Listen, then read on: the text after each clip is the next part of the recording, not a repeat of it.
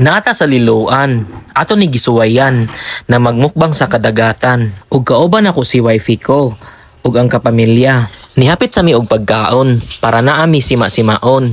Naay daghan baligya diri, kinason ug kilawunon ug uban pa. Nakoy nakit-an, suwaki man daw ang pangalan, ug wala pa ko makatilaw ani nga pagkaon, sukad sa akong pagkabatan-on, ug ako ni gipadul-an para makita nato ang kamatuuran. Ug mura kog nakuyawan, basin pa akon ko ani nga dili nako na matikdan. Nitugsaw na ta sa dagat para ato sila mahimamat. Nindot kay ang paminaw, sayo sa buntag nakasabaybay, kay magaan jud imong panagway. Ug nakoy nabantayan, namasol ni sila sa kadagatan. Uy, wag ka.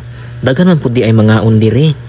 Ang uban magdala og mare og kumpare para diri sila magmuni-muni. Kung muaray ka diri, sulit kayo imong pamasahe og dili pa jud ka maalkansi.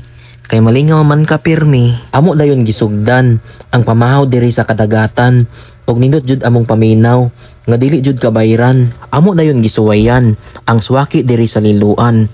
Og una ka makakaon, imo pa naablihan.